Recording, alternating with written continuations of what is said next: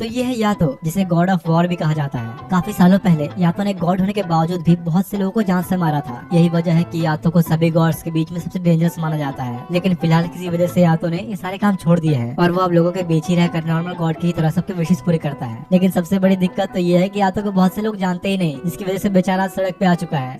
तो ये कहानी एक क्लासरूम से शुरू होती है जहाँ काफी सारे बच्चे बैठे एग्जाम्स दे रहे थे, और क्योंकि अभी एग्जाम्स का सीजन है तो कह सकते हैं कि डर के मारे यहाँ पर सबकी फटी हुई है। इसी बीच बाहर अचानक ही एक बहुत ही बड़ा अजीब सा क्रिएचर सामने आता है, जो कि असल में इन सब की डर की वजह से आया था। जो देख के एक लड़की काफी डरते हुए गॉड से हेल्प मांगती है। तभी बाहर ऊंची बिल्डिंग पे खड़ा एक लड़का कोई उछालते हुए कहता है, चिंता मत करो बट्स, तुम्हारी ये पुकार सुन ली गई है। बगल में खड़े उसके पार्टनर कहते हैं कि वैसे क्या तुम्हें नहीं लगता कि ये फैंटम कुछ ज्यादा ही बड़ा है? हाँ, क्योंकि एग्जाम्स का टाइम है, सारे बच्चे काफी डरे हुए हैं। या तो बिल्डिंग से नीचे कूदते हुए हंक की नाम पुकारता है, जिससे वहाँ खड़े उसकी पार्टनर एक हथियार में कन्वर्ट हो जाती है। और या तो जल्दी से उस फैंटम से बचते बचाते उस वेपन को पकड़ते हुए कहता है, तुम जिसने धरती के इस पवित्र जमीन को अपवित्र करने की कोशिश की, तो मैं गॉड या तो हांकी के साथ तुम्हारे एग्जिस्टेंस को यही खत्म करता हूँ। और उसी वेपन का यूज करते हुए या तो उस फैंटम के टुकड़े टुकड़े कर देता है। इसके फिर कुछ देर बाद जब उसने उस लड़की जिसका नाम टोमोने है उसे रिवर्ट किया, तो वो अपने असली रूप में आ जाती है। तुम्हारे गंदे पसीने वाले हाथ, मुझे इनसे मत छुआ करो। अरे यार, थोड़ी तो रिस्पेक्ट दो, मैं तुम्हारा मास्टर हूँ। आपस में इनकी थोड़ी बहस होने पर टोमोने उसे रोते हुए कहते हैं कि नहीं, मुझे किसी ऐसे गॉड के साथ नहीं रहना जिसके पास खुद कोई मंदिर भी नहीं। तुम जैसे आवारा गॉड के साथ मुझे नहीं रहना। दरअसल यार यहाँ पर सीन ये है कि या तो वे काफी वीक गॉड है, जो कि इस समय बिल्कुल ही गरीब है, उसके पास कुछ भी नहीं। इसलिए टोमोने जो उसके वेपन के तौर पर उसके साथ थे अब नहीं रहना चाहती। उसका रोना धोना देखकर आखिर में या तो मजबूर होकर उसे रिलीज कर देता है, और जाते जाते टोमोने उसका मजाक बनाते हुए चली जाती है। इसके बाद अगले सीन में यातो को दिखाया जाता है, जो कि एक दीवार के ऊपर अपने कॉन्टेक्ट डिटेल्स लिख रहा होता है ताकि उसे कुछ काम मिले। ऐसा इसलिए क्योंकि यातो एक काफी वीक और गरीब गॉड है, जिसके पास अभी इतने पैसे नहीं कि वो खुद का एक मंदिर बना सके। वो उदास होते हुए खुद से कहता है कि मंदिर की छोड़कर मुझे अपने लिए एक नया रेगुलर ढूंढना होगा, उसके बिना तो मैं सुरक्षित भी नहीं।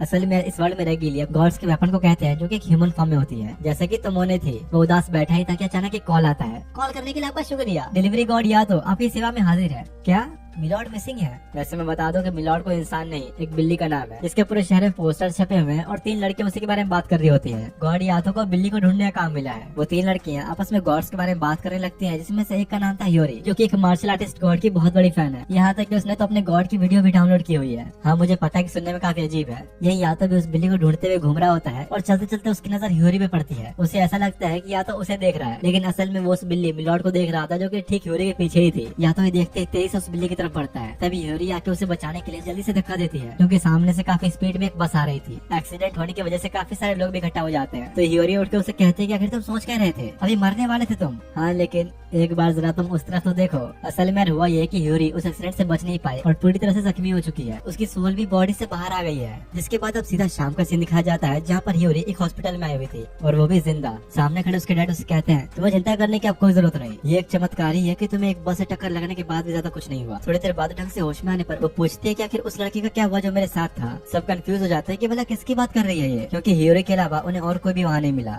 ये लोग भूल कैसे सकते हैं, वो लड़का भी तो वहाँ था। जिसके बाद उसी दिन की रात का सीन दिखाया जाता है, जब ह्योरी सो रही थी। तभी बहुत से लोगों की दर्द भरी आवाज सुनाई देने पर वो जल्दी से उठ जाती है। ह्योरी उन आवाजों से परेशान होकर अपने कान बंद कर लेती है, लेकिन इसके बावजूद भी वो लगातार उन्हें सुन पा रही थी। और तब ठीक 12 बजते ही पता नहीं कहाँ से यादव प्रकट हो जाता है। उसे ऐसे अचानक अपने बेड पे देख के ह्योरी डरते हुए दूर भागती है, पर फिर उसे याद आता है कि ये तो वही लड़का है जिसे मैंने बचाया था। तो पहचान लिया तुमने? सुबह मुझे बचाने के लिए थैंक्स। पर वैसे मैं बता दूं कि मुझे उस बस से टक्कर लगने के बाद भी कुछ नहीं होता, लेकिन फिलहाल तुम वो पहली लड़की हो जिसने मुझे बचाने की कोशिश की। आखिर तुम हो कौन? तो या तो स्टाइल मारते हुए कहता है, मैं हूँ एक गॉड। ह्योरी को लगता है कि शायद ये बंदा कोई नशा वशा करके आया है, इसलिए वो जल्दी से पुलिस को कॉल कर देती है। अरे अरे रुको, मैं सही में एक गॉड हूँ, मेरा नाम है या तो।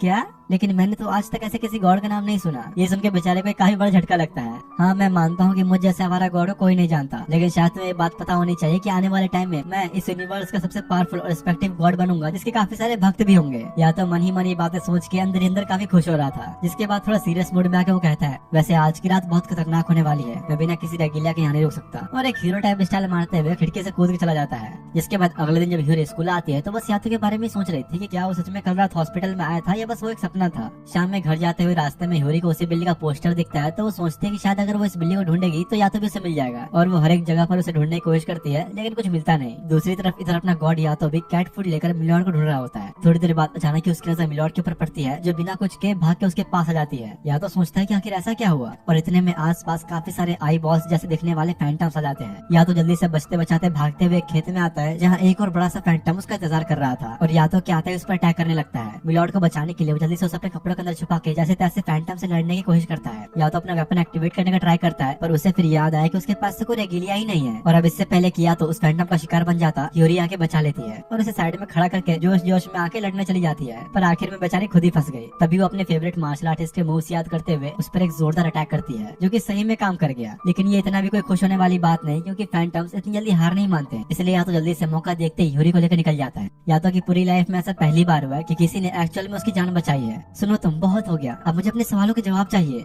हाँ ठीक है, लेकिन जरा तुम पीछे तो देखो, तुम्हारी सोल ऑलरेडी बॉडी से बाहर आ चुकी है। ये क्या हो रहा है? क्या मैं मर गई? नहीं, ऐसा नहीं है। इसे बस ऐसा मान लो कि तुम्हारी बॉडी अभी सो रही है। और या तो के कहने के थोड़ी देर बाद ही ह्यूरी की सोल वापस उसके बॉडी में चली जाती है। जिसके बाद एक घर का सीन दिखाया गया जहाँ पर एक छोटा बच्चा कहीं परेशान था, क्योंकि मिलॉर्ड उसी की कैट का नाम है। तभी डोरबेल बजती है और जब उन लोगों ने बाहर जाकर देखा तो मिलॉर्ड वापस आ चुकी थी। वो बच्चा बड़ा खुश होते हुए या तो का थैंक्स कहता है। दूसरी तरफ वो यहाँ बेहोश पड़ी ह्यूरी को कंधे पे उठाकर घर ले जा रहा होता है, लेकिन होश में आते ही वो उल्टा यातो को ही मारने लगी और देखती है कि उसकी पूंछ जो कुछ टाइम पहले वहाँ पर थी वो अब गायब हो चुकी है। उसके पूछने पर यातो बताता है कि तुम्हारे साथ ये सब उस एक्सीडेंट की वजह से हुआ है। देखो, असल में इस वर्ल्ड में दो किनारे मौजूद हैं, एक नियर शोर और दूसरा फार शोर, और पता नहीं कैसे पर तुम इन दोनों ही वर्ल्ड्स के बीच में आ चुकी हो। नियर शोर में तुम्हारे जैसे नॉर्मल इंसान जिंदगी जीते हैं और फार शोर में मौत के बाद की जिंदगी। और तुम्हारे केस में ये हुआ है कि तुम जिंदा तो हो, लेकिन साथ ही एक फैंटम भी बन चुकी हो। फैंटम उन क्रिएचर्स को कहा जाता है जो लोगों के डर की वजह से पैदा होते हैं। तो इसका मतलब मैं भी उन फैंटम्स जैसे ही हूँ। देखा जाए तो हाँ, लेकिन नहीं, तुम हाफ ह्यूमन और हाफ फैंटम हो। लेकिन एक बात याद रखना, तुम्हारे सोल का इस तरह बॉडी से निकलना ये अब रेगुलर होने वाला है। तो अब आखिर में वापस इंसान कैसे बनूंगी? लेकिन उसके इस सवाल का जवाब तो यातो के पास भी नहीं होता।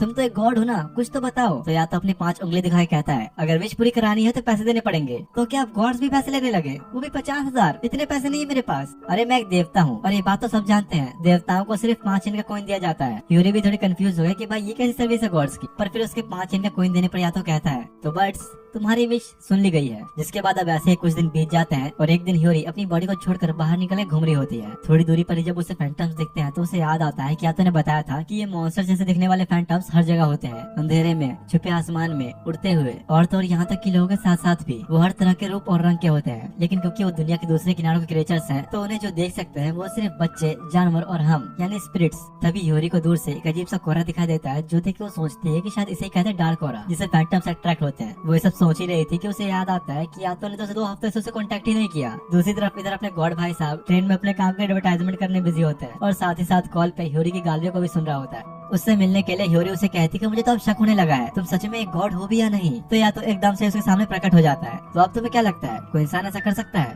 हाँ, पर मुझे अभी भी शक है। भला कौन सा गॉड ऐसे ट्रैक सूट और गले पे इस तरह अजीब सा कपड़ा पहनता है? तुम्हारे पेरेंट्स ने तुम्हें सिखाया नहीं क्या? डोंट जज a book by its cover. और तुम्हारी जानकारी के लिए मैं बता दूं कि ये मेरा एक बहुत ही खास स्कार्फ है। ये लोग आपस में बात ही कर रहे थे कि तभी कुछ लोग वहाँ पर आते हैं जो ह्यूरी को बड़ी अजीब नजरों से देख रहे थे, क्योंकि असल में बात यह है कि यातो को हर कोई नहीं देख सकता, मतलब कि यातो उनके लिए पूरी तरह से इनविजिबल है। अच्छा ये बताओ, आखिर तुम उन फैंटम्स अलग कैसे हुए, क्योंकि तुम्हें भी तो लोग नहीं देख सकते? तो या तो समझाता है कि मैं फैंटम्स का उल्टा फार शोर से बिलोंग करता हूँ। मैं किसी ह्यूमन के जरिए पैदा नहीं हुआ, मैं एक गॉड हूँ जो लोगों की इच्छा से बना है। पर मेरा छोड़ो, तुम तो खुद हाफ फैंटम हो। तभी ह्यूरी का ध्यान जाता है कि वो फिर से अपनी बॉडी से अलग हो गई। देखो, अगर मैं सच कहूँ तो तुम अपने स्पिरिट फॉर्म में बिल्कुल भी सेफ नहीं। इस वक्त तुम पूरी एक जीती जाती फैंटम हो, यानी कि वो तुम्हारे पीछे जरूर आएंगे, और अगर वो आ गए तो तुम्हें अपने वश में करके तुम्हारे सोल के ऊपर कंट्रोल पा लेंगे। ऐसा होने पर तुम हमेशा हमेशा के लिए अपने आप को खो दोगी। सीधे शब्दों में कहा जाए तो तुम उस प्रोटेक्टेड लैंड को भी क्रॉस कर दोगी, जो तुम्हें कभी नहीं करना चाहिए, और इसके बाद तुम्हें मिलेगा सिर्फ और सिर्फ एक दर्द से भरा नर्क। तो इतना टाइम क्यों लगा रहे हो? जल्दी से मुझे ठीक करो। हाँ हाँ, डरो मत, कर दूंगा। वैसे भी तुमने मुझे 5 येन दे दिए हैं। धीरे धीरे ऐसे पैसे जमा करते करते फाइनली मैं भी एक दिन खुद का एक बड़ा सा मंदिर बनाऊंगा। देख लो यार, गॉड्स के भी अलग ही शौक है। या तो ये सब सोचते सोचते अपनी दुनिया में खो जाता है। तो ह्यूरी उसे कहती है कि आखिर तुम मुझे कब ठीक करने वाले हो? अरे चिंता मत करो, वो मैं कर दूंगा, पर फिलहाल मेरे पास कोई रेगिलिया नहीं, इसलिए मैं अपनी पावर्स यूज नहीं कर सकता। रेगिलिया गॉड्स के लिए एक वेपन की तरह होता है, उसके होने पर मैं किसी भी चीज से फाइट कर सकता हूँ। हाँ मैं समझ गई, मतलब अभी तुम किसी काम के नहीं, जो सुन के बेचारे को एक बड़ा झटका लगता है। वैसे यार मैं तुम लोगों को बता दूं कि रेगिलिया असल में स्पिरिट्स के रूप में होते हैं। तब या तो वो किसी कस्टमर का कॉल आता है, जो सुनते ही बस एक झटके में ही वो गायब हो गया। जिसके बाद ह्यूरी सोचने लगती है कि आखिर अब वो करे तो करे क्या, और वो फैसला करते हैं कि कुछ न करने से अच्छा वो यातो का रेगिलिया ढूंढने में उसकी मदद करेगी। इसके बाद ह्यूरी हर एक छोटे बड़े फैंटम के पास जाके उनसे यातो का रेगिलिया बनने के लिए पूछती है, पर आखिर में इन सब का कोई फायदा नहीं होता। तभी काफी दूर से एक डार्क ऑरा बाहर आने लगता है, जो देख के ह्यूरी सोचती है कि क्या पता मुझे वहाँ कोई नया रेगिलिया मिल जाए, और उसी तरफ चली जाती है। इधर यहाँ अपना यातो किसी आदमी के बाथरूम की मरम्मत कर रहा होता है। वो आदमी भी उसे काम देख के बड़ा खुश होता है और कहता है कि यार तुमने तो मेरी उम्मीद से ज्यादा अच्छा काम किया, तुम्हें सिर्फ 5 येन देके मुझे बुरा लग रहा है, तुम ये रख सकते हो। मेरी तरफ से एक टिप समझ लो इसे।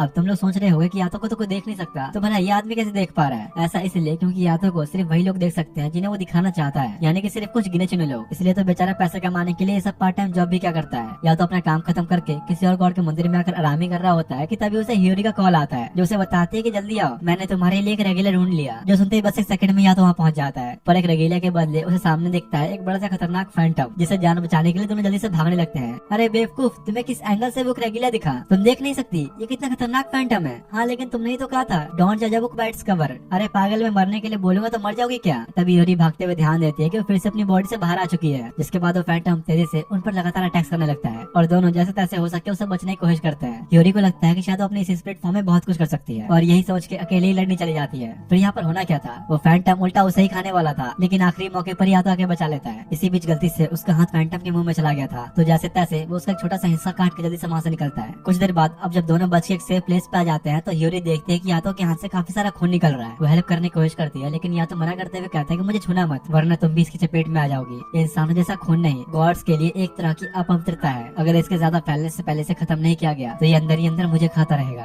और हाँ, वो कोई तुम्हारी पूंछ नहीं है, एक लाइफ लाइन है जिसने की तुम्हारी फिजिकल और स्पिरिचुअल फॉर्म्स को आपस में जोड़ रखा है। अगर ये खत्म हुई तो तुम उसी वक्त मारी जाओगी। या तो इसे बता ही रहा होता है कि इतने में वो फैंटम ढूंढ लेता है। दोनों जल्दी से भागना शुरू करते हैं और अब हियोरी को रियलाइज होता है कि मतलब वो वायरलेस नहीं, यानी ये पूंछ उसकी बॉडी और उसके स्पिरिट फॉर्म के साथ कनेक्ट है। इसलिए तो मैंने तुम्हें बता दिया, वो लड़ने वाली बेवकूफी दोबारा मत करना। हाँ लेकिन यार तुम भी तो रेगुलर के बिना कुछ नहीं कर पा रहे, हम बोला इससे लड़ेंगे कैसे? भागते भागते यातो की नजर दूर एक स्पीड के ऊपर पड़ती है, जो देख के वो कहता है एक बच्चा या शायद एक टीनेजर। उनके पीछे से वो फैंटम इतनी स्पीड में आ रहा होता है कि एकदम से उनके पास पहुंच जाता है। तो या तो बिना टाइम गवाए उस स्पीड की तरफ जाने लगा और फैंटम को जल्दी से खुद से दूर करके उस स्पीड की तरफ इशारा करते हुए कुछ लिखता है, तुम जो इस दुनिया में खो चुके हो, जिसके पास कहीं जाने और लौटने की जगह नहीं, तो आओ मैं तुम्हें पनाह देता हूँ। मेरा नाम है यातो और इस नाम के साथ मैं तुम्हें अपना रेगुलर बनाता हूँ। यातो के कहने के बाद वो स्पिरिट बहुत तेज चमकते हुए उसके हाथों में आकर एक बड़ी स्वॉर्ड बदल जाता है और अगले ही सेकंड यातो को उस स्पिरिट का पूरा पास नजर आता है। अब इससे पहले कि वो कुछ कर पाता, फैंटम तेजी से आके एकदम से उसे खा लेता है। तुम जिसने इस उगते सूरज की जमीन को अपवित्र करने की कोशिश की, मैं या तो एक गॉड तुम्हारा यही अंत करता हूँ। और ये कहते ही एक झटके में वो उसे टुकड़ों में काट डालता है, पर जख्मी होने की वजह से या तो खुद को संभाल नहीं पाता और नीचे गिर जाता है। आखिर में सब कुछ शांत होने के बाद हियोरी अपनी बॉडी में वापस आके यातो से पूछती है, आखिर तुम ये कर क्या रहे हो? देख नहीं सकते क्या अपवित्रता को हटा रहा हूँ? क्या ये बस पानी से ही ठीक हो जाता है? और मैं इसे लेकर इतना सीरियस हो रही थी। वो छोड़ो, कम से कम हमें कुछ फायदा तो हुआ, एक पवित्र स्पिरिट मिली हमें। ओह तो ऐसा होता है रेगिलिया, बिल्कुल एक वेपन जैसा। हाँ इसका नाम है यूकी, पूरा नाम यूकी ने। या तो के कहते ही वो स्वॉर्ड चमककर एक लड़के में बदल जाता है। हियोरी तो हैरानी हो गई कि भाई अब ये क्या है, पूरा इंसानी रूप है इसका। यूकी ने वो काफी ठंड लग रही होती है, तो या तो उसे अपना ट्रैक सूट देते हुए बताता है कि मैंने ही तुम्हें यहाँ बुलाया, मैं हूँ एक गॉड, या तो आपसे तुम्हारा मास्टर, तुम्हें आप कहीं भटकने की जरूरत नहीं, तुम मेरे साथ ही रहोगे। ये कहते हुए या तो बड़े स्टाइल में अपना जैकेट देने लगता है, तो यूकी ने कहता है रहने दो, तुम्हारे गंदे पसीने की बदबू आ रही है इसमें। तो हियोरी फिर उसे अपना स्कार्फ ऊपर करती है, जिसे लेकर जल्दी से लपेट लेता है। बेचारे यातो को हर किसी से अपनी बेइज्जती करवाने की आदत ही हो गई है। जिसके बाद अगले दिन जब दोनों साथ घूम रहे होते हैं तो यातो उसे कचरे में से एक जैकेट उठाकर देता है, जो उसे बिल्कुल ही पसंद नहीं आता। ऐसा क्यों हो रहा है? मुझे अभी भी अपनी फिजिकल बॉडी महसूस क्यों हो रही है? मैं तो कब का मर चुका हूँ। कुछ देर बाद यातो लंच में यूकी को एक फिश खाने के लिए देता है, लेकिन उससे भी एक बिल्ली छीन के ले जा रही थी। तो इस चक्कर में उसके साथ यातो की बसर शुरू हो जाती है। ये क्या हो रहा है मेरे साथ? मैंने कभी नहीं सोचा था कि देवता ऐसे सड़कों पर आवारों की तरह घूमते हैं। किसी और के मंदिर में सोना और अपने काम का सामान कचरे से उठाना, क्या सच में देवता ऐसे होते हैं? तभी दोनों को जब जोर की भूख लगने लगती है तो यूकी ने कहता है, मुझे तो अब शक होने लगा है कि तुम सच में गॉड हो भी या नहीं। अच्छा ऐसा क्या, मुझ पे शक कर रहे हो? तो चलो अभी मैं तुम्हें अपना कमाल दिखाता हूँ। जिसके बाद या तो यूकी को लेकर हियोरी के साथ एक रेस्टोरेंट में आता है और उसे कहता है कि आज तुम्हें जो खाना खा सकते हो। ये ट्रीट हियोरी की तरफ से है। तभी एक वेटरेस हियोरी के लिए पानी लेकर आती है। शायद आपने हम पे ध्यान नहीं दिया, 3 गिलास लेकर आइए। ओ हाँ सॉरी, मुझे माफ करना, मैं भी लाती हूँ। ये क्या, मुझे तो लगा था कि लोग तुम्हें देख नहीं सकते। अरे नहीं, ऐसा नहीं है कि हम इनविजिबल हैं, बस इसे ऐसा समझो कि हम पे ध्यान दे पाना काफी मुश्किल है। चलो एग्जांपल के तौर पे तुम ये बताओ कि यहाँ पर कितनी वेटर्स हैं। हियोरी उनकी तरफ देखने लगी तो या तो कहता है कि नहीं, बिना देखे बताओ। ऐसा है तो शायद मेरे ख्याल से 2, लेकिन यार असल में यहाँ पर 4 वेटर्स मौजूद हैं। तो आप समझ गए तुम। ऐसे ही बिल्कुल उनकी ही तरह मैं और यूकी ने भी बैकग्राउंड में घुल मिल गए हैं। अगर किसी काम पर ध्यान भी आया तो थोड़ी देर में ही हमें भूल जाएगा। जिसके बाद खाना आने पर दोनों मिलकर ऐसे ठूसने लगे कि जैसे पता नहीं सालों से भूखे हो। लंच के बाद जब हियोरी और यूकी ने बाहर होते हैं तो वो उससे पूछते कि आखिर तुम रेगेलिया बनने से पहले क्या करते थे? सच कहूँ तो मुझे नहीं पता, मैं बस इतना जानता हूँ कि मैं मर गया था और उसके अगले ही पल यादों के हाथ में था। उससे पहले कि मेरे पास कोई भी यादें नहीं। और बातों बातों में यूकी की नजर वहाँ पड़ जाती है जहाँ नहीं पड़नी चाहिए थी, इसलिए वो शर्मा कर जल्दी से नजर घुमा लेता है। लेकिन यातो जैसे ही रेस्टोरेंट से बाहर निकलता है उसे ये महसूस हो जाता है कि जरूर यूकी ने कुछ बुरा सोचा, क्योंकि गॉड्स और उनके रेगेलिया आपस में कनेक्टेड होते हैं। तो या तो उसके हर बुरे और अच्छे ख्यालों को महसूस कर सकता है। तभी किसी कस्टमर का कॉल आते ही वो यूकी को साथ लेकर जाने ही लगा कि गलती से हियोरी के स्प्लिट उन्हें रोकने के चक्कर में उनके साथ ही टेलीपोर्ट हो जाती है। जिसके बाद जब वो लोग उस बुलाए गए लोकेशन पर पहुंचते हैं तो आसपास से काफी घना कोहरा छाने लगता है और कुछ लोग एक एक करके सामने आते हैं। तो क्या तुमने किसी चाल में फंसाने के लिए हमें यहाँ बुलाया? पर तभी सामने खड़े एक इंसान को देखकर ह्यूरी कहती है कि आप टेंजिन हो, गॉड ऑफ लर्निंग। तो लगता है तुमने मुझे पहचान ही लिया। उसे देखते ही ह्यूरी और यूकी ने झुक जाते हैं, जो बेचारे यादों से देखा नहीं जाता। तो ये होता है गॉड का ऑरा, पर यादों तो आपसे बिल्कुल ही अलग है, खाने के भी पैसे नहीं होते उसके पास। इतने में तब टेंजिन की रेगिलिया सामने आती है, जो कि एक नहीं बहुत सारी है। ये सब चीजें यादों से और नहीं देखा जाता। तो वो उसे पूछता है कि अगर तुमने मुझे यहाँ पर क्यों बुलाया ये बताओ। वैसे तुम तो जानते ही होगे अभी बच्चों के एग्जाम का सीजन चल रहा है, तो क्या तुम मेरे लिए कुछ फैंटम्स का सफाया कर दोगे? क्योंकि वैसे भी तुम्हारे पास कुछ काम तो होता नहीं करने को, और अगर चाहो तो तुम मेरे ग्रुप में भी ज्वाइन कर सकते हो। लेकिन मुझे पता है तुम ऐसा नहीं करोगे, तुम्हें अपना खुद का मंदिर जो बनवाना है। और वैसे अगर वीडियो अच्छी लग रही है तो एक लाइक तो कर ही सकते हो, क्या पता अगली वीडियो जल्दी आ जाए। मुझे पता है कि मेरी वीडियोस काफी लेट आती हैं, बाकी यूट्यूबर से कंपैरिजन में कुछ ज्यादा इनकंसिस्टेंट हो चुका हूँ। और सच कहूँ तो इसका मेन रीजन ये है कि मैंने किसी एडिटर या फिर स्क्रिप्ट राइटर को नहीं रखा, पूरी वीडियो मैं खुद बनाता हूँ, जो कि यार मुश्किल तो है, पर इतना भी नहीं कि 20-25 दिन लग जाए एक वीडियो आने में। काफी लोग तो इस चक्कर में मुझसे आगे भी निकल गए। और अभी तुम लोग सोच रहे हो कि मैं ये सब क्यों बता रहा हूँ, तो सोचते रहो, मुझे क्या। लेकिन हाँ, इस साल की शुरुआत अच्छी होनी चाहिए, तो वीडियोस थोड़ी सी रेगुलर आएंगी। थोड़ी सी से मेरा मतलब है बस थोड़ी सी। एनीमे पे आप वापस आते हैं, जिसके बाद टेंजिन कुछ पैसा निकाल कर यातो को देने लगता है, पर इस बात से यातो को गुस्सा आ जाता है, क्योंकि गॉड्स किसी भी काम के लिए बस 5 येन ही लिया करते हैं। मतलब कि टेंजिन एक तरह से यातो के सामने अपने पैसों को शो ऑफ कर रहा है। जिसके बाद उन लोगों को आखिर करना क्या है ये समझाने के लिए टेंजिन अपनी एक रेगिलिया को उसके पास भेजता है, जो कि और कोई नहीं बल्कि तोमोने है। क्या तुमने इसे ज्वाइन कर लिया? हाँ, और अब मेरा नाम मायू है। तोमोने मेरा पुराना नाम था। अब जब युकिने और ह्यूरी को पता चलता है कि तोमोने यातो की पुरानी रेगिलिया थी, तो वो पूछते हैं कि इसके घर खाने और कपड़े क्या सच में ये एक आवारा देवता है? हाँ, इसे कुछ ऐसा ही समझ लो। जो सुनकर दोनों ही उदास हो जाते हैं। कुछ देर बाद अब तोमोने, जिसका कि नया नाम अब मायू है, वो सबको एक रेल ट्रैक के पास लेकर आती है और बताती है कुछ दिन पहले किसी ने बहुत अजीब सी विश मांगी, और जब मैंने जांच किया तो पता चला कि 2 लोगों ने अपनी जान ले ली है। इधर के इलाके में इस जगह पर ही ज्यादातर फैंटम्स पाए जाते हैं, जो कि लोगों के दिमाग पर हावी होकर उनको मरने पर मजबूर करते हैं। यही वजह है कि गॉड टेंजिन यहाँ पर एक बैरियर भी बनाया था, लेकिन कुछ लोगों के ऊपर ये फैंटम्स इतने हावी हो गए थे कि बैरियर भी उन्हें रोक नहीं पाता। लोग लगातार यहाँ मरते ही जा रहे हैं। तो इसका मतलब हमें बस उन फैंटम्स को मारना है जो लोगों पर काबू कर रहे हैं। रहने दो, इसकी कोई जरूरत नहीं। अगर कोई खुद मरना चाहता है तो हम उसे रोक नहीं सकते। जो सुनकर ह्यूरी और मायो को यातो के ऊपर गुस्सा आता है। हाँ, मुझे पता है कि मेरी बात कड़वी है, पर यही सच है। अगर कोई रूह खुद मरना चाहे तो उसका मतलब वो पूरी तरह से वश में है। यहाँ तक कि वो लोग एक रेगिलिया भी नहीं बन सकते। यातो से ऐसी बातें सुन के गुस्से में ह्यूरी अकेले ही उन फैंटम से लड़ने चली जाती है, पर यातो को कोई फर्क नहीं पड़ता। अगर तुम भूल गए तो मैं तुम्हें याद दिला दूं कि एडवांस पेमेंट तुम्हें मिल चुकी है, तो ये काम तुम्हें करना ही पड़ेगा। वैसे मुझे नहीं लगता कि ह्यूरी को अकेले लड़ने देना सही रहेगा। दूसरी तरफ ट्रेन स्टेशन का सीन दिखाया जाता है, जहाँ पर ह्यूरी अपना काम कर चुके थे, लेकिन ये इतना आसान भी नहीं था। उसके सामने एक के बाद एक काफी सारे फैंटम से पेड़ होने लग जाते हैं, जिनका सामना वो चाह के भी नहीं कर सकती। और वो सब मिलकर ह्यूरी को एक ट्रेन ट्रैक पर रख देते हैं, जहाँ पर सामने से एक ट्रेन बहुत ही स्पीड में आ रही होती है। पर तभी एंड मौके पर यादव पहुंच के उन फैंटम्स को काट डालता है और दोनों जल्दी से ट्रेन के ऊपर चढ़ जाते हैं। तुम्हें याद तो है ना, पूंछ कट गई तो अपनी जान गवा दोगी। उसी ट्रेन ट्रैक के रेलवे क्रॉसिंग के पास एक लड़का खड़ा होता है, जिसे एक फैंटम ने वश में कर रखा था। पर सही टाइम पर यादव अपने रेगिलिया युकिने के साथ उसको टुकड़ों में काट डालता है, और साथ ही उसके इस खतरनाक अटैक की वजह से आसपास की चीजें भी कट जाती हैं। लगता है तुमने तो कुछ ज्यादा ही ताकत लगा दी। दूसरी तरफ रेलवे ट्रैक के उस पार तोमोने यातो का शुक्रिया अदा करते हुए अपना सर झुकाती है। शाम के टाइम तीनों जब जा रहे होते हैं तो ह्यूरी उससे पूछते कि तुमने तो कहा था कि तुम मरने वालों को नहीं रोकोगे, लेकिन लगता है कि तुम भी ऐसा नहीं चाहते,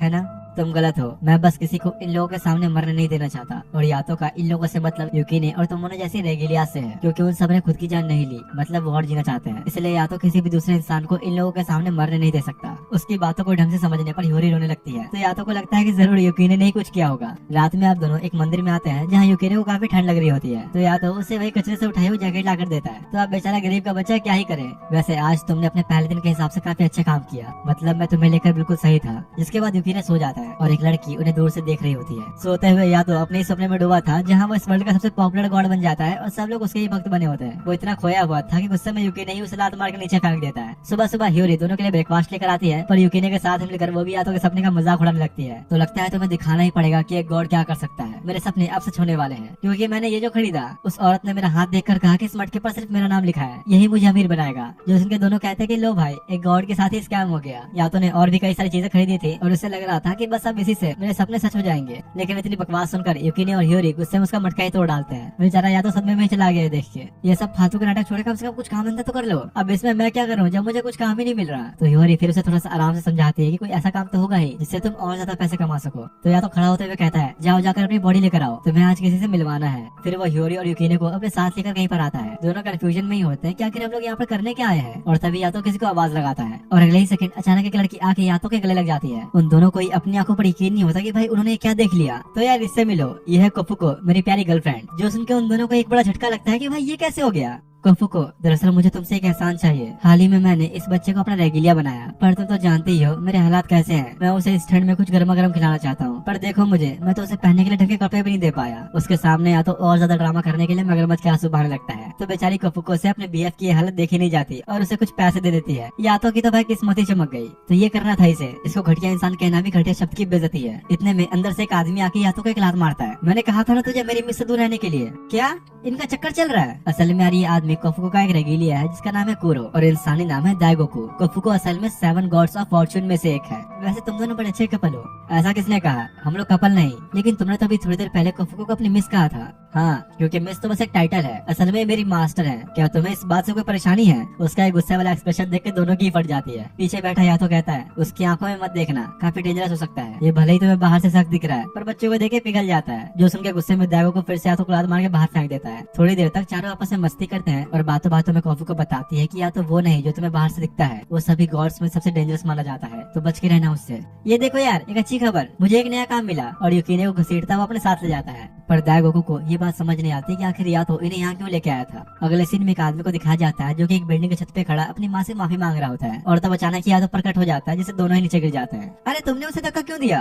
क्या यार, इतनी जल्दी गिर गया मैं, किस्मत ही खराब है मेरी। तो क्या बात है वर्ड्स, लव इश्यू या फैमिली इश्यू, या तुम्हारा कोई काम ठीक नहीं चल रहा? चिंता मत करो, जो भी परेशानी हो या तो गॉड तुम्हारी मदद के लिए हाजिर है। इतने में ह्योरी और युकीने भी यातो के पीछे पीछे नीचे गिरते हैं और युकीने देखता है कि यातो के सारे कार्ड्स प्रिंटेड नहीं, उसने खुद लिखा है। तब वो आदमी अपना कार्ड देते हुए बताता है कि मैं पहले एक एजेंसी में काम किया करता था जिसका हाल ही में दिवाला निकल गया। मेरे पास इस आखिरी ऑप्शन के अलावा और कोई रास्ता नहीं बचा था। मैं तो अपने पेरेंट्स को कॉल लगा रहा था, पर लगता है गलती से शायद तुम्हें लग गया। हाँ, किस्मत की बात है। तो क्या तुम मुझे अपनी पूरी कहानी बता सकते हो? पीछे से ह्योरी कहती है कि भाई कहानी बाद में सुन लेना, पहले उसे गिरने से तो बचा लो। पर वो आदमी को इस बात से कोई फर्क नहीं पड़ता और कहानी बताने लगता है। दरअसल ये पिछली सर्दियों की बात है जब मैं एक लड़की से मिला। अरे लेकिन यहाँ मेरा चेहरा क्यों है? क्योंकि अभी मेरे सामने तुम हो, इसलिए यही चेहरा मेरे दिमाग में आया। तो जैसा मैं कह रहा था, उस लड़की से मैंने बात करने की कोशिश की, लेकिन वो कुछ ज्यादा उदास थी। तो मैंने उसका मूड ठीक करने के लिए उसे अपने साथ शहर घुमाने का सोचा। धीरे धीरे मैं उसके साथ और भी ज्यादा समय बिताता गया और देखते ही देखते मुझे उससे प्यार हो गया। सब कुछ सही चल रहा था, हम दोनों खुश थे। तब इस स्टोरी को बीच में रोकते हुए युकीने कहता है, सिर्फ मुझे ही ऐसा लग रहा है या सच में हम लोग काफी देर से गिर रहे हैं? सवाल तो भाई देखो बिल्कुल जेन्युइन है, ग्रेविटी कहाँ है इसमें? वो आदमी अपनी कहानी जारी रखते हुए बताता है कि सब कुछ सही चल रहा था, लेकिन फिर धीरे धीरे हमारे साथ बुरी घटनाएं होनी शुरू हो गई, एक के बाद एक लगातार। और कुछ दिनों में ही मेरी कंपनी का भी दिवाला निकल गया और खुद की मेरी बची कुछ सेविंग्स भी खत्म हो गई। आखिर में मैंने सोचा कि मैं उस लड़की को प्रपोज कर दूं, पर मुझे नहीं लगता कि अब मैं उसके जरा भी लायक हूँ। जिसके बाद यातो के कहने पर वो आदमी सबको उस लड़की की फोटो दिखाता है जो कि और कोई नहीं बल्कि कोफुको थी। वैसे मैंने तुम लोगों को पहले कहीं बताया नहीं, लेकिन कोफुको गॉड ऑफ पॉवर्टी है, गरीबी की देवी। मेरी बात मान ले भाई, उस लड़की को भूल जा। उसके साथ रहने पर बदनसीबी के अलावा और कुछ नहीं मिलेगा। वैसे भी अभी उसके आसपास एक बहुत ही डेंजरस इंसान है, उससे पंगा ना लो तो ज्यादा बेहतर। और हाँ, ये कोफुको कोई जवान लड़की नहीं है, उसकी उम्र तो तुम्हारी दादी की दादी की दादी से भी ज्यादा है। ये सब सुन के वो आदमी उदास हो जाता है। तो या तो उसे कहता है कि चलो ठीक है, अब मैं तुम्हारी कोफुको के साथ सारी यादें मिटा देता हूँ। नहीं रुको, मुझे कोई परवाह नहीं, अगर मैं मर भी गया तो मैं उससे बहुत प्यार करता हूँ। तो या तो उसे एक जोरदार पंच मारते हुए कहता है कि जो इंसान खुद को मारने के लिए तैयार हो वो क्या किसी से प्यार करेगा? युकीने, तुम रेडी रहना। वैसे क्या तुम्हारा कोई लास्ट मैसेज जो तुम उसे देना चाहो? हाँ, बस उसे कह देना कि वो हमेशा खुश रहे। चिंता मत करो बस, तुम्हारी विश सुन ली गई है। ये कहते हुए या तो उसकी कोफुको के साथ सारी यादें मिटा देता है और आखिर में काफी घंटों के बाद ग्रेविटी की भी नींद खुल जाती है। जिसके बाद अब शाम में तीनों कोफुको के पास आते हैं सारी बातें बताने के लिए कि कैसे उसकी वजह से आज एक आदमी मरने वाला था। देखो मेरी इसमें कोई गलती नहीं, तुम मुझे कहीं जाने ही नहीं देते इसलिए ऐसा हुआ। हाँ, नहीं जाने देता क्योंकि तुम्हारे बाहर जाने पर सिर्फ और सिर्फ तबाही होती है। लेकिन भले ही जो भी हुआ, तुम जैसे बच्चे के पास इतनी काबिलियत होना काफी हैरानी वाली बात है। क्या ये सही में इतना मुश्किल है? हाँ, क्योंकि रिश्तों को मिटाना बनाने ज्यादा मुश्किल होता है। या तो लगता है तुम्हें काफी अच्छा रेगिलिया मिला है। अरे हाँ, मैं तो इसे देखते ही समझ गया था कि जरूर इसमें कुछ बात है। जिसके बाद दाइगोकू उस आदमी को बचाने के लिए यातो को 5 का कॉइन देता है, क्योंकि आखिर में सब कोफुको की वजह से ही तो हुआ था। अब जब तीनों जाने लगते हैं तो ह्योरी कोफुको से पूछती है कि तुमने जो कहा था कि यातो एक काफी डेंजरस गॉड है, तो वो बस एक मजाक था, है ना?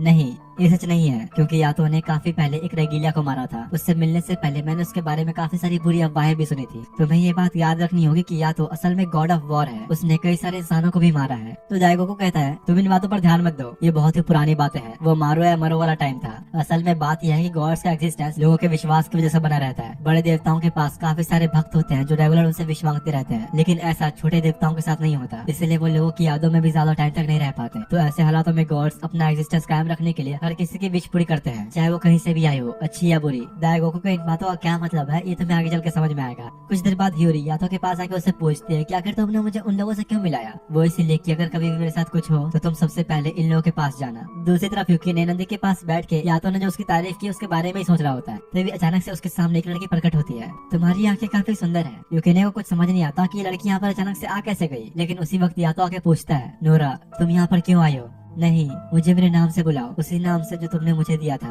मैं तुम्हारा हमेशा इंतजार करूंगी कि कब तुम मुझे उस नाम से बुलाओगे। और ये कहते हुए वो लड़की गायब हो जाती है। इसके बाद सीधा अगली सुबह का सीन दिखाया जाता है, जहाँ पर यातो एक फैंटम को पकड़ के लाया है। अरे यार अब ये क्या है? वो छोड़ो, अब तुम ये करो, 2 उंगलियों को साथ में रख के इस तरह से घुमाओ। यातो के कहने पर जब यूकिने ऐसा करता है तो वहाँ पर एक बैरियर क्रिएट हो जाता है, जिसे कोई भी फैंटम क्रॉस नहीं कर सकता। इस बॉर्डर लाइन को सिर्फ रेगिलियास ही बना सकते हैं। इसके अलावा न ही कोई फैंटम और न ही कोई गॉड ये कर सकता है। लेकिन फिर भी तुमने तो काफी पावरफुल बॉर्डर लाइन क्रिएट कर दी। शाम होने पर अब जब ह्यूरी घर जा रही होती है तो यातो से कहते हैं कि तुम यूकिने का ख्याल ढंग से नहीं रखते, इसलिए आज से वो मेरे साथ रहेगा। नहीं तुम रहने दो, ख्याल नहीं रख पाओगे इसका, मेरे साथ ही रहेगा ये। और इसी बात को लेकर दोनों के बीच काफी बहस होनी शुरू हो जाती है। आखिर में तंग आके यूकिने खुद ह्यूरी के साथ जाने का फैसला करता है। बेचारा यातो तो बस देखता ही रह गया। रात में अब जब ह्यूरी उसे घर लेकर आती है तो वो देख के सोचता है कि भाई ये तो काफी अमीर है, क्योंकि आज से पहले यूकिने ने कभी इतना बड़ा घर नहीं देखा था। तभी वहाँ घर की मेड आती है और यूकिने के लिए सबसे अच्छी बात ये थी कि उसे कोई देख नहीं सकता, तो वो बिना कोई दिक्कत के आराम से रह सकता है। तभी ह्यूरी के पेरेंट्स भी घर आते हैं और उनके साथ साथ यातो भी आ जाता है। वो यहाँ पर रहने के लिए नहीं बल्कि खाना चुराने आया था और चुपके से फ्रिज के अंदर से अपना खाने का सामान निकाल लेता है।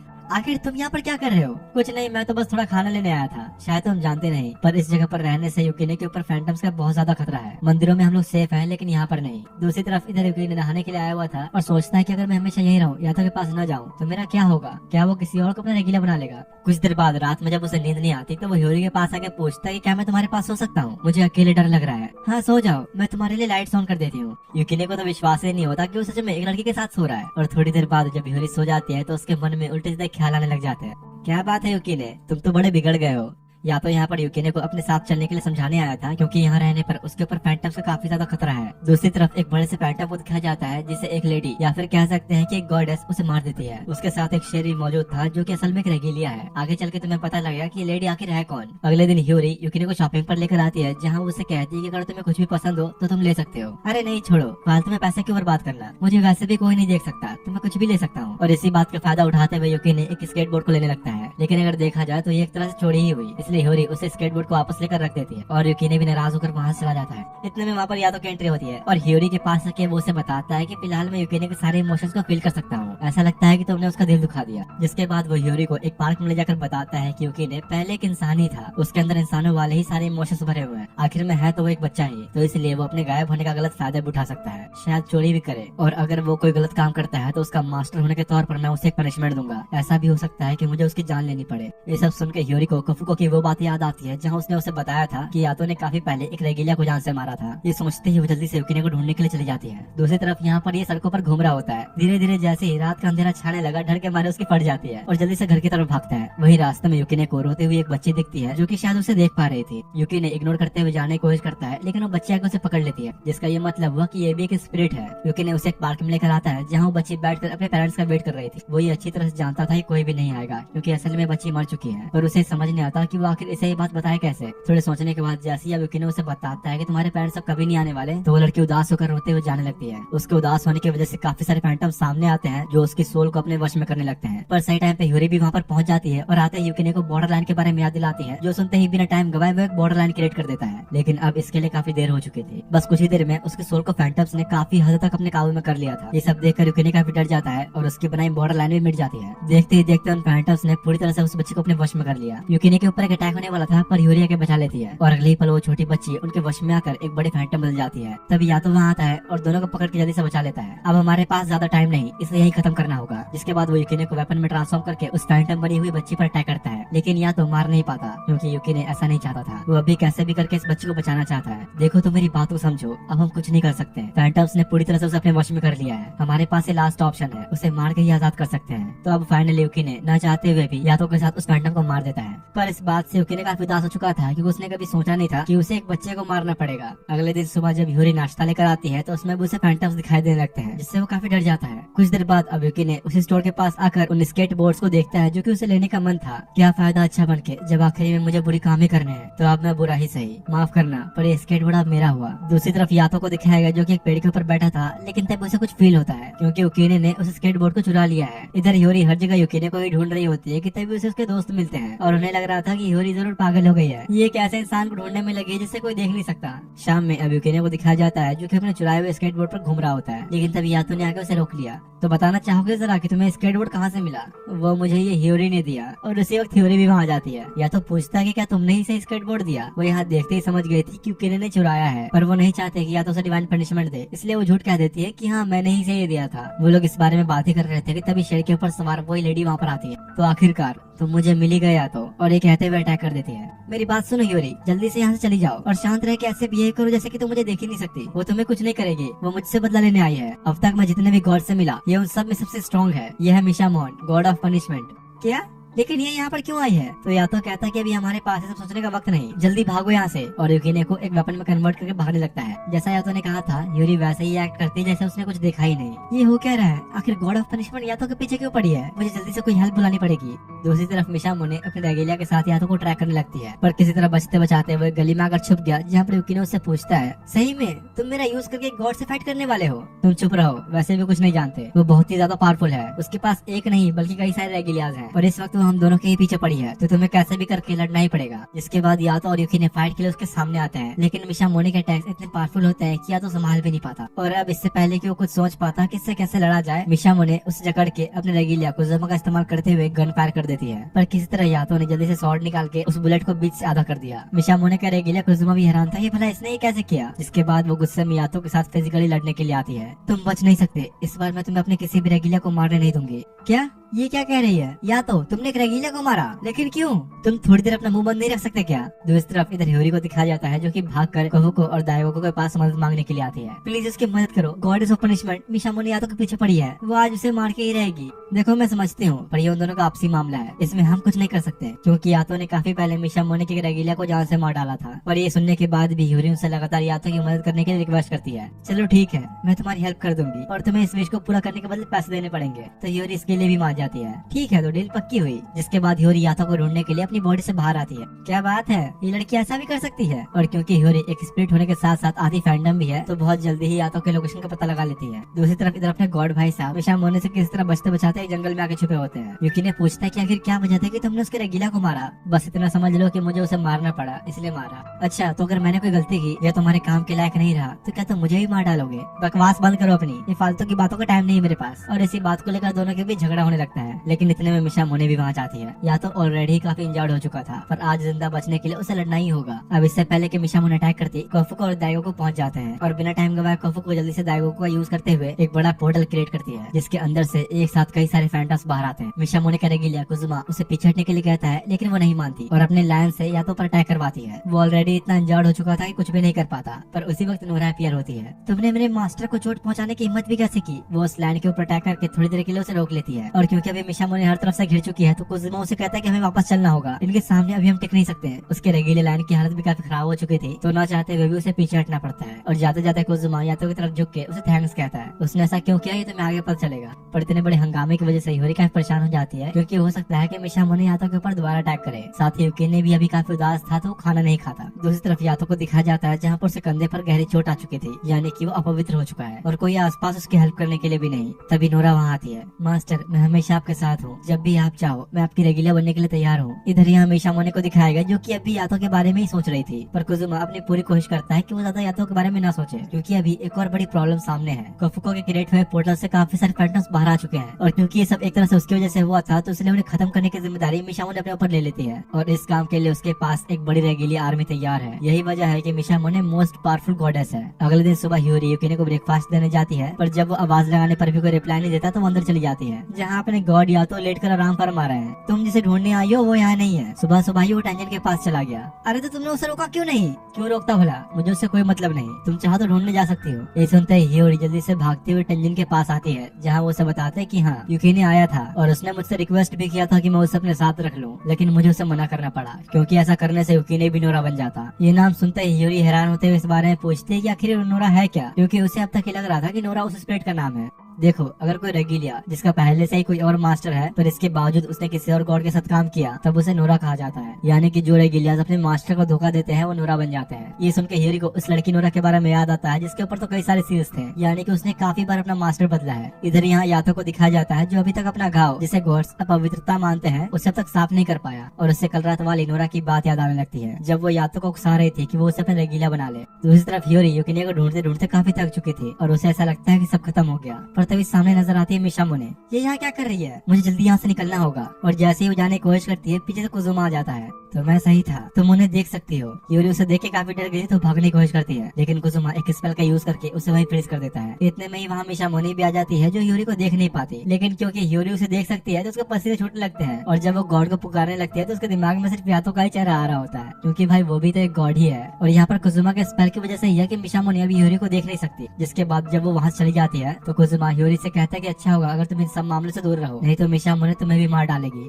हाँ, लेकिन तुमने भी मेरी मदद क्यों की? तुम तो यातो को मारना चाहते हो ना। देखो, भले ही फिलहाल यातो हमारा दुश्मन है, लेकिन मैं ये कभी नहीं भूल सकता कि गॉड यातो ने एक बार मेरी जान बचाई थी और जिसे कभी थैंक्स कहने का मौका नहीं मिला। यही वजह थी कि कुसुमा ने पिछली फाइट के दौरान यातो का थैंक्स कहा था। पता नहीं तुम जानती हो या नहीं, पर अभी यातो के पूरे शरीर में ही अपवित्रता फैलती जा रही है। ये किसी चोट की वजह से नहीं बल्कि उसके रेगिलिया युकिने की वजह से हो रहा है। जल्दी ही हमें उसका कुछ करना होगा, नहीं तो यातो की जान खतरे में आ जाएगी। इस सुनकर हियोरी को याद आता है कि यातो पहले भी कई लोगों को मारा करता था और उसने एक रेगिलिया को भी मारा है, तो कहीं वो गुस्से में आकर युकिने के साथ ऐसा न कर दे। इसके बाद अब शाम में एक पार्क का सीन दिखा जाता है जहाँ पर युकिने टेंजन के ऊपर गुस्सा हो रहा था क्योंकि उसने उसे रखने से मना जो कर दिया। अचानक ही तब वहाँ यातो प्रकट होता है। क्या बात है, लगता है यहाँ खड़े तुम लॉर्ड टेंजन के ऊपर गुस्सा निकाल रहे हो। जाओ यहाँ से, मैं अब तुम्हारे साथ काम नहीं करना चाहता। देखो, बस एक बार ही पूछूंगा, एक नया काम आया है, चलना है तो चलो। जिसके बाद युकिने और यातो के स्टोर पर आते हैं जहाँ पर यातो को कैशियर का काम मिला है और युकिने को कस्टमर बनने की एक्टिंग करनी है ताकि उसे देखकर और लोग यहाँ पर आए। पता नहीं बेचारे को और क्या क्या करना पड़ेगा। तभी स्टोर में कोफुको और दाइगोको आते हैं। यातो ये देखते डर जाता है कि भाई गरीबी की देवी यहाँ भी आ गई और जल्दी से सामान के बाहर फेंक देता है, क्योंकि तुम लोग तो जानते ही हो कोफुको को गॉड ऑफ पॉवर्टी कहा जाता है। तो यातो को डर है कि कहीं इसकी वजह से पूरा स्टोरी बर्बाद ना हो जाए। वैसे इन दोनों के साथ हियोरी भी आई होती है और वही इन्हें यहाँ पर लेकर आई है। तो यातो पूछते कि आखिर तुम लोग यहाँ पर क्यों आए? देखो, अभी मेरे पास तुम्हारे लिए एक असली काम है और फिलहाल तुम्हारी हालत देख के साफ पता लग रहा है कि तुम्हारे पास कोई ढंग का काम तो है नहीं। तभी यातो को युकिने के गलत इरादों की फीलिंग आती है, जो कि इस समय कैश काउंटर के पास खड़ा था। जल्दी से जाके वो सारे पैसे चेक करता है कि कहीं युकिने ने कुछ चुराया तो नहीं। तुम्हें मुझ पर इतना सब यकीन नहीं, भला मैं चोरी क्यों करूंगा? और गलत इंजाम लगने की वजह से गुस्से में भाग जाता है, पर जल्दी उसका भांडा फूट गया क्योंकि पैसों वाला बॉक्स नीचे गिर जाता है, यानी कि सच में उसने चोरी किया। और अब जबकि सबने उसे देख लिया तो युकिने वहाँ से भागना ही सही समझता है, जो देख के यातो कोफुको की तरफ से दिया गया काम एक्सेप्ट करते हुए हियोरी को लेकर युकिने के पीछे चला जाता है, स्टोर को कोफुको और दाइगोको के हवाले छोड़कर। और वो दोनों अभी कैसे संभालेंगे वो तो तुम लोग भी जानते हो। तो इस तरफ यातो एक फैंटम को मारने के लिए जा रहा होता है कि तभी पीछे से हियोरी आती है। बात को समझते क्यों नहीं तुम? युकिने तुम्हारा रेगिलिया है, वो भी पहले एक इंसान ही था। रेगिलिया होने का मतलब ये नहीं कि उसमें इमोशंस नहीं है, तुम्हें उससे एक इंसान की तरह बात करनी चाहिए। लेकिन भोले भाले यातो को समझ ही नहीं आ रहा होता कि आखिर हियोरी क्या कह रही है। इधर यहाँ युकिने अकेला बैठा हुआ था कि तभी नोरा उसके पास आती है। तो आखिर में तुम भी मेरे जैसे ही हो, एक ऐसे पेट का फल जिसे कोई खाना नहीं चाहता और हमेशा हमेशा के लिए वो अकेला पड़ जाता है। इतने में यातो भी वहाँ पहुँच गया और पूछता है कि नोरा, आखिर तुम यहाँ पर क्या कर रही हो? मास्टर, आप जब चाहे मेरा यूज कर सकते हैं, आपको इस फालतू से रेगिलिया के ऊपर टाइम वेस्ट नहीं करना चाहिए। सुनो युकिने, तुमने नोरा से जो कुछ भी सुना उस पर ध्यान मत दो, आप चुपचाप आओ और मेरी मदद करो। जिसके बाद यातो युकिने को अपनी सोल में ट्रांसफॉर्म करके ऊपर उड़ रहे फैंटम की तरफ पॉइंट करते हुए अटैक करता है, लेकिन वह यहाँ पर बिल्कुल उल्टा, यातो उसे मार नहीं पाता क्योंकि युकिने ही उसके साथ नहीं देना चाहता। आखिर तुम कर क्या रहे हो? ऐसे हम मारे जाएंगे। और इतने में ही वो फैंटम उड़ते हुए आके यातो को खाने की कोशिश करता है, जिस वजह से यातो पूरी तरह जख्मी हो जाता है। चलो ठीक है युकिने, अगर तुम मेरी मदद नहीं करना चाहते तो कोई बात नहीं। और वो एक बोतल निकालता है जिसके अंदर काफी सारा होली वाटर था, जो यातो ने श्राइन से भरा था, और अपनी स्वॉर्ड के ऊपर वो पानी डालता है और फिर इसके अगले ही पल यातो ने उस फैंटम के टुकड़े टुकड़े कर दिए होते हैं। साइड में जहाँ नोरा खड़ी ये सब देख रही थी, वहीं पर एक अनजान इंसान आके उसे कहता है, तो आखिर में उसने तुम्हें फिर से एक बार ठुकरा दिया स्कारलेट। इतने सालों तक साथ रहने के बाद भी उसके इस बात से ये पता चलता है कि नोरा का रियल नेम स्कारलेट है। जिसके बाद अब रात का सीन दिखाया जाता है जहाँ पर हियोरी को युकिने का रूम खाली देख के कुजुमा की बात याद आती है। तुम्हें कुछ करना ही होगा, अगर युकिने गॉड यातो के साथ नहीं रहा तो उसकी वजह से वो आज नहीं तो कल मारे जाएंगे। जिसके बाद अगले दिन का सीन दिखाया जाता है जहाँ पर हियोरी अभी भी कुजुमा की बातों को ही सोच कर परेशान हो रही थी कि पता नहीं अब यातो का क्या होगा। और देखो नाम लिया शैतान हाजिर, वो अजीब सा पोज देते हुए सीधा लेडीज वॉशरूम में ही घुस गया। तो अच्छी खासी धुलाई भी होती है बेचारे की, और साथ ही यूकी ने भी ह्यूरी के पीछे पीछे वहाँ आ गया था, तो उसे भी खर्चा पानी मिल जाता है। मेरी क्या गलती यार, मैं तो अपने क्लाइंट से मिलने आया था।